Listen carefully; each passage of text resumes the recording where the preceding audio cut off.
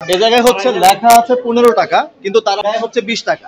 এখন তারা বলতেছে এটা আগে পরিবর্তন হয়েছে, কিন্তু তারা সকল পেশেন্টের কাছ থেকে 5 টাকা বেশি নিতেছে, কিন্তু এই টাকা যে কোথায় যায় সেটা তারা বলতে পারে না। এখানে লেখা 15, আপনি 20 রাখবেন কেন? হ্যাঁ, আগের লেখা আপনার লেখা পরিবর্তন চেঞ্জ হয়েছে কখন? চেঞ্জ হয়েছে কবে? কে চেঞ্জ করছে এটা? এটার পরিবর্তন করছে কে 20 টাকায়? এটা 20 টাকা আগে থেকে কে করছে সেটাই আপনি জানেন না? আপনি এখানে করতেছেন, কে করছে পরিবর্তনটা? করছে কে? চেঞ্জটার পরিবর্তন এটা আপনার 15 থেকে 20 টাকা এটা কে করছে আপনার কাছে? এটা কে দিছে? অনেক আগে লেখা তো, সেই আগেটা আপনাকে কেউ না কেউ তো কর্তৃপক্ষ আপনাকে যেটা বলছে না, সেটা কে বলছে? এটা অফিস থেকে বলা। তাহলে আপনি এখানে 15 টাকা লিখছেন, আপনি 20 টাকা রাখতেছেন। 5 টাকা যে ঘাপলা, এই ঘাপলাটা যে আপনি করতেছেন না বা আপনারা করতেছেন, আমরা কিভাবে বুঝবো? উত্তর দেন, কিভাবে বুঝবো যে 5 টাকার ঘাপলা আপনি করতেছেন? এখানে দায়িত্বরত তো আপনারাই আছেন, তাই না? উনি তো করতেছেন, ঠিক আছে, আপনারা দায়িত্বরত আছেন, আপনারা 20 টাকা করে রাখছেন, এখানে লেখা 15 টাকা। তো আপনাদের দায়িত্ব অনুযায়ী তো এটা যদি 20 টাকায় এই হসপিটালের ইয়া হয়, যে নিয়ম হয় 20 টাকায়, তাহলে আপনি এটা মুইসা এবং সেখানে 20 টাকা লেখাটা তো আপনাদের দায়িত্ব, তাই না? না না, এখানে দাঁড়াও, এখানে 20 টাকা 15 টাকা মানে হচ্ছে আপনারা সবাইকে দেখাচ্ছেন 15 টাকা, কিন্তু পেশেন্ট আসলে রাখতেছেন 20 টাকা। তার মানে কি? আপনারা যারা আপনাদেরকে যারা মনিটর করবে তাদেরকে কিন্তু আপনি 15 টাকা দেখাচ্ছেন, নিতেছেন 20 টাকা। 5 টাকা অতিরিক্ত। প্রত্যেকদিন 1000 পেশেন্ট হলে কত টাকা হয়? এই টাকাগুলো যায় কই? প্রত্যেকদিন 10,000 পেশেন্ট হলে কত টাকা হয়? এই টাকাগুলো কোথায় যায়? কার কাছে যায়? আপনি টাকা দেন কার কাছে? আমরা অফিসে মানে টাকা তোলেন না, নগদ টাকা তোলেন না? এই টাকাটা কাকে দেন? অফিসে জমা দিই। অফিসে কার কাছে? নাম বলেন। আমাদের টাকা নাই, ইনচার্জ নাই। ইনচার্জ কে? ইনচার্জ কে? এখানকার ইনচার্জ কে? হানিফ। তার সাথে কথা বলেন। আচ্ছা, এই জায়গায় হচ্ছে লেখা আছে 15 টাকা, কিন্তু তারা হচ্ছে 20 টাকা। এখন তারা বলতেছে এটা আগে পরিবর্তন হয়েছে, কিন্তু তারা সকল পেশেন্টের কাছ থেকে 5 টাকা বেশি নিতেছে, কিন্তু এই টাকা যে কোথায় যায় সেটা তারা বলতে পারে না। এই হচ্ছে এখানকার সিচুয়েশন। আমরা এখানে দেখলাম যে আমরা অলরেডি টিকিট কাউন্টারে ওখানে গেছি, ওটার অবস্থা খুবই খারাপ। ওইখানে যথেষ্ট ডাক্তার নাই, শৃঙ্খলা নাই, স্টাফ নাই, কিছুই নাই।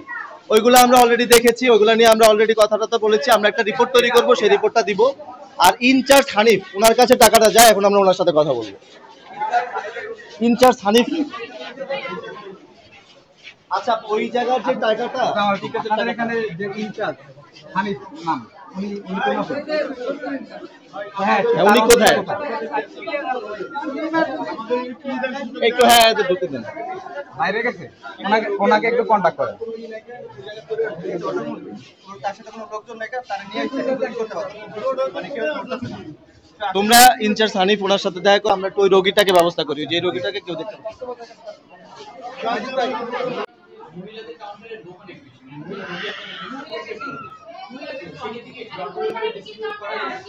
ডক্টরের আয়োজন বেশি আছে। না সাফিসিয়েন্ট ডক্টর সাফিসিয়েন্ট আমাদের। আপনি যদি ভলান্টিয়ার প্রয়োজন হয় কোনো দালালের সমস্যা মনে হয় জানতে আপনি আসসালামু আলাইকুম।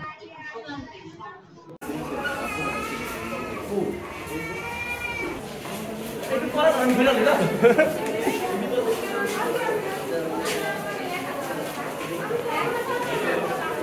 এই তো ভাই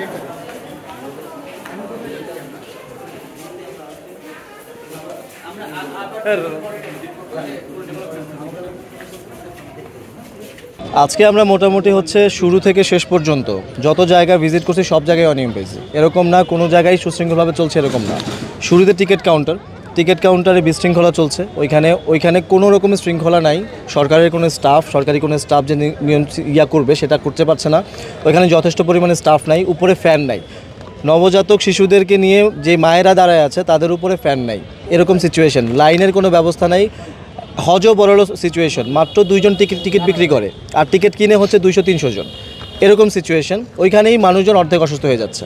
এইখানে আমরা আসছি হচ্ছে ইমার্জেন্সিতে, সেখানে সবার প্রথমে এসে যে জিনিসটা দেখছি সেখানে হচ্ছে উপরে লেখা 15 টাকা, কিন্তু আসলে তারা নিচ্ছে 20 টাকা।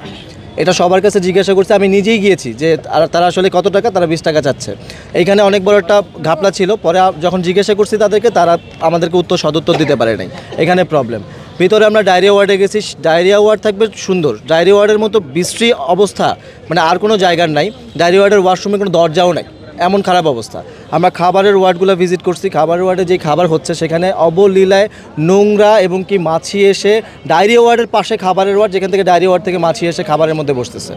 তো একদম পরিবেশ নোংরা সব কিছু। ডক্টরের আমরা কোনো ডক্টর দেখি নেই, রোগী মাঝে মাঝে দুই একজন ডক্টরের দেখা পেয়েছি। আর হচ্ছে টোটাল পরিবেশ, হসপিটালের টোটাল একটা পরিবেশ হচ্ছে ভুতুরে পরিবেশ। তো এই পরিবেশগুলা আমরা যত সমস্যা ফাইন্ড আউট করছি এগুলি হচ্ছে আমরা একটা লিখিত আকারে এখানে যে তত্ত্বাবধায়ক আছেন ওনার কাছে আমরা লিখিত আকারে সাবমিট করব। আর ওনার সাথে আমরা অলরেডি কথা বলেছি। তারপরে হচ্ছে ওনারা এটার বিরুদ্ধে যা যা পদক্ষেপ নেওয়া লাগে নিবে। আমরা যারা স্টুডেন্ট আছে তারা হচ্ছে যে আমরা একটা আলটিমেটাম দিয়েছি, 7 দিন পরে আমরা আবার সেটা দেখব যে তারা কতদূর কাজ করেছে কি করে নাই। দালালের দৌরাত্ম্য সেটা নিয়ে আমরা তাদের সাথে কথা বলেছি এবং কি তারা বলেছে এই ব্যাপারটা দেখবে। আমরাও নিবিড় পর্যবেক্ষণ করব যেখানে কারা দালালি করতেছে, কোন চিকিৎসক ব্যক্তিগত ক্লিনিক খুলে বসছে, সেখানে যে দেখতেছে, সেখানে নিয়ে যাচ্ছে, টেস্ট করতেছে। এগুলি সব আমরা এখন থেকে স্টুডেন্টরা সার্বক্ষণিক মনিটরিংয়ের ভিতরে রাখবো। বেশ কিছুদিন যাবতই আসলে ছাত্র আন্দোলন চলছিল এবং ছাত্র আন্দোলনের বিজয় হয়েছে, সেই হিসাবে সেই মোতাবেক তারা হয়তো সেইটার ধারাবাহিকতা হিসাবেই এখানে আসছে হসপিটাল পরিদর্শনে। তাদের যে বক্তব্য, মানে আমাদের যে সামগ্রিক পরিবেশ বর্তমানে আছে সেটা হয়তো তাদের কাছে এখনও স্ট্যান্ডার্ড আসলে না। তো সেই বিষয়টাই তারা বলেছে। আর তাদের যে বক্তব্য, এই বক্তব্যের সাথে আমরা একমত যে আসলে একজন পেশেন্ট যখন স্বাস্থ্যসেবা নিতে আসে তার আরেকটু ভালো পরিবেশে আরেকটু সুযোগ সুবিধা পাওয়া উচিত। এবং এখানে যে দালাল চক্র আছে বা আছে বিভিন্ন বিষয়ে তারা বলেছে। তো এগুলা আসলে সমাধান করতে হলে শুধু মনে হয় যে এই মুহূর্তেই সম্ভব হয়ে যাবে সেটা আমি মনে করি না এই সেন্স যে এটা করতে হলে আমাদেরকে ধারাবাহিকভাবে কাজ করে যেতে হবে এবং আমাদের logistic support, man power, infrastructure সব কিছু মিলিয়ে আমাদেরকে এগিয়ে যেতে হবে। তো সেটা হয়তো 1-2 দিনের ব্যাপার না। যদিও তারা হয়তো বলেছে যে আমরা আলটিমেটাম দিয়ে যাব 7 দিন বা 3 দিনের।